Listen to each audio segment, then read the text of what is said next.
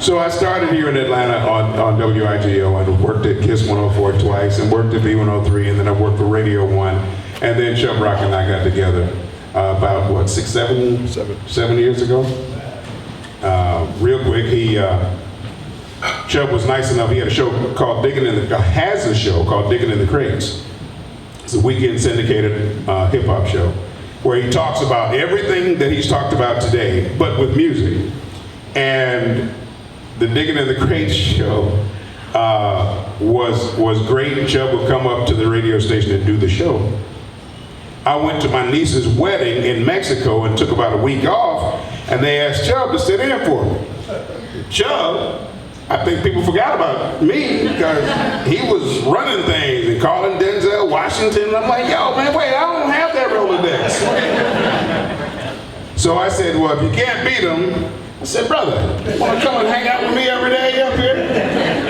So we bonded and the friendship has grown. So the music scene has been very interesting, but a lot of it, for me, I've kind of watched from the sidelines, you know, even as a radio personality, because you're always told what to play, what to say, when to play it, when to say it, et cetera, et cetera, et cetera. But thank goodness now that we have this opportunity here at Switchyard, we can create our own flow of music and say what we feel that we want to connect with the listeners on. You could clap. You know, what happened when Cy invited me to come on the show and we were doing the show, another show had imploded. And there was no way in the world they thought two guys on the show was going to ever work. Because for some reason, people follow these rules, right? Well, you have to have a woman on the show, and you have to have this, and you have to have that. Two guys never worked. And so I knew that we weren't going to be on the air long together. I figured, what was it, 3 months? Yeah, you said 3 months. 3 months, they were going to come in, you get up out of here, you do this, 3 months turned into 6. 6 turned into a year. All of a sudden, the show was going from, when we got there, it was I think maybe 12th or 13th, and then it went to 9, and then it went to 5, and then it went to 4, and then we went to 1. And then they were like, but you shouldn't be working though. Like it shouldn't work. There's no reason why it should work. I'm telling you, they used to come in and try to figure out like, why is this working? It doesn't follow a formula. It doesn't follow a formula. And we were like, brother, we're into people, not your schematics. We're into people, right? People are going to determine if they like what we do. You know, Cy used to always say, hey man, let's go right down on Marietta Street and just stand on the corner and talk to people on the air. And they didn't understand it. They were like, what? Stay on. People are passing this area. We need to talk to people. It's all about people, you know, and that's been our thing. And when they came to us one day, they said, we want you guys to switch over to here. We're going to give you more money and blah, blah, blah. And we were like, that's not what we're going to do. We want to do something different. We don't want to follow your schematic. And people looked at us like, wait a second, you're going to leave this big company with money to go start over? And I'm like, are you down? And he was like, oh, I'm ready. Let's go. Let's go. And we left, and I'm telling you, every broadcaster probably in Atlanta, we were in AJC as the #1 afternoon. They thought we were crazy. And the first thing we had to figure out is, where are we going to do this thing? And we're like, okay, where do we go? And literally, I'm walking around, and I pass this building. And I see some cat drinking something. Where's my man? I forgot where he's at there. He has like a blonde mustache or something like that. And he lets me in. He lets me in, and I'm looking around, and I'm seeing people with laptops, and I'm like, what kind of thing is this? And Kerry is telling me something. I'm like, there's some kumbaya thing going on. Right? I'm like, yo, this is interesting. So I told Si, I said, hey man, I found this building. I don't know, man, but I get a vibe about this thing. We should really check this building. So I brought him. Kerry came. She was showing us around. And I remember saying, when I looked in this area, I said, so one of my dreams is to have my own late night talk show because of Arsenio Hall. And I said, oh man, I want to shoot that here, right here. And Si looked at the place and he went upstairs and he said, this is unconventional. Because he's technical. This is unconventional. How do we soundproof this? We don't want to disturb no one. We don't want people to bleed into us. And he's like, let's just do it. Because I'm thinking, okay, he's going to say, let's get up out of here. He's just like, let's do it. But how are we going to, let's do it. And we go to Kerry, and Kerry's like, okay, we're going to do this. We're speaking to the syndicator, and they're like, you found a place? I said, we found a place. It's very different. Very different. But it works. But I think this is it. But it works. And then he said, well, go and do whatever.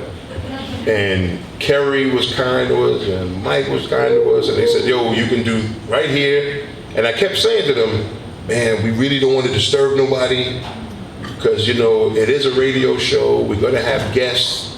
Sometimes the guests can be,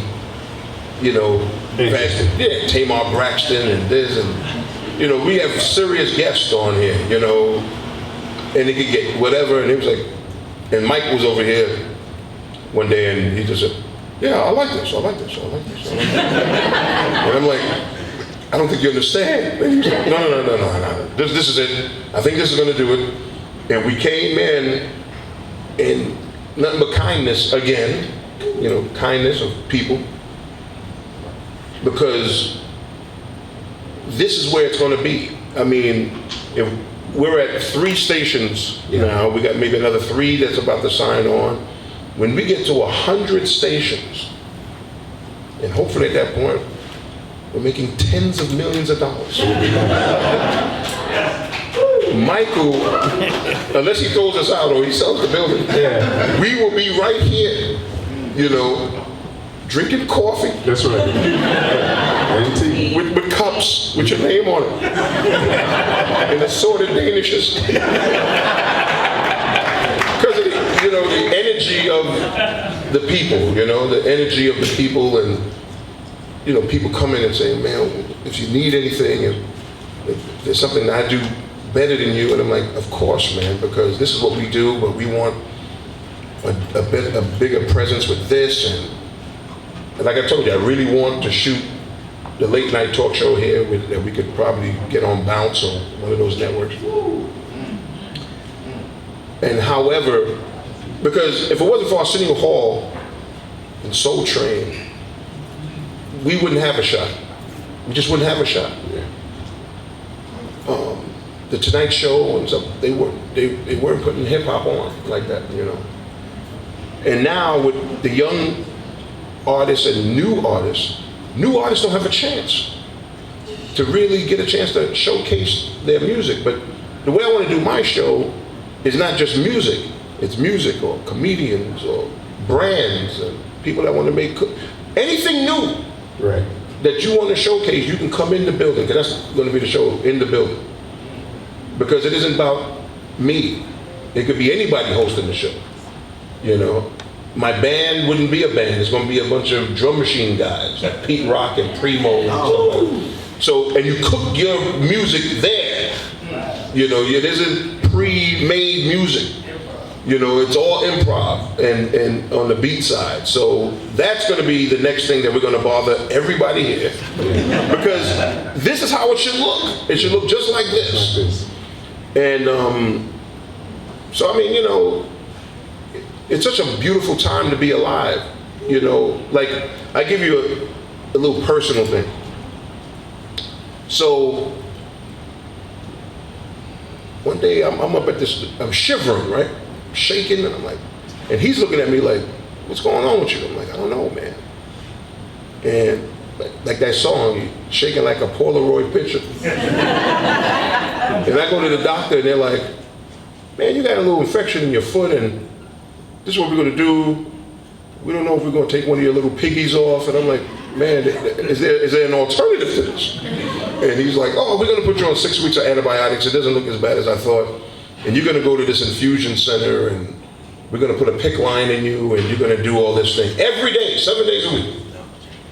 So I go there every day, still doing it. Including today, yeah. Including today. And I'm there in the morning and I'm seeing all these young women. Like there's only 2 men in there, me, this other guy, everybody else is women. And they're young, 35, 30 something. And I'm like, man, everybody's getting antibiotics here. And they said, no, this is an infusion center. They're getting chemo. And I said, they're getting chemo? These women? They're every day I come here, they're giving me inspiration. And it should be the other way around. These are like the strongest young women I've ever seen in my life. 32 years old, getting chemotherapy and stuff like that. Every day I'm going, I was talking to him today, I said, yo, when my thing is over, I gotta give them something. Because they pick my spirits up so much, whereas I'm like, okay, you're in here doing chemotherapy every day, 4 or 5 hours, making me laugh, and I'm trying to make them laugh. And I'm like, this is incredible, man. Like, you know, and I'm telling them, could we talk? I said, yeah, you know, do this radio show, and I'm in this place that's real positive energy, and I want to do this show. And they're like, oh, you're gonna do it, and you're gonna do it. And I'm sitting there going, man, I woke up. There's no reason to waste time, right? Because we're so lucky. And these young women, I think the oldest one is like 40. And they're in there battling these things, smiles, determined. Some of them are in there, I was telling Si, with their books, they're still in school. One of them young princesses in there. And I'm like, this is my inspiration. Like, man, we can do it all. Because these women here have shown me there's nothing to complain about, man. Yeah. Because we got to do it. Because they're coming in there and they're tackling this situation with their heads held high. And so whenever I think about things, even with our show and trying to get affiliates, because it's not an easy thing, getting affiliates. It's a really intense process. And I'm thinking about his future and his family. And we have another legend that's on the show with us, Carol Blackman. Yeah. I call her the legendary teenager because she's like, because now that we can do it ourselves, we have 2 queens on the show with us, and people might say, but you didn't have it before. I said, no, we don't want them to tell us. Right. We let us do it. So we have that. We have Kiki Rock on the show with us. Now, Kiki Rock, I actually happen to own her because that's my wife. Okay, even though I'm the one cooking dinner all the time, but you know, it's what it is. Yeah, exactly. Yeah. So, and then I got good friend, my boy Malcolm is the producer, my good friend DJ Dollars, DJ.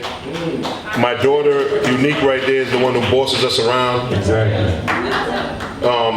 But it's a family. I told Sideman Baby one day, and maybe he thought I was joking. I said, hey man, I never want to do radio without you. So when you retire, I retire. You know, period.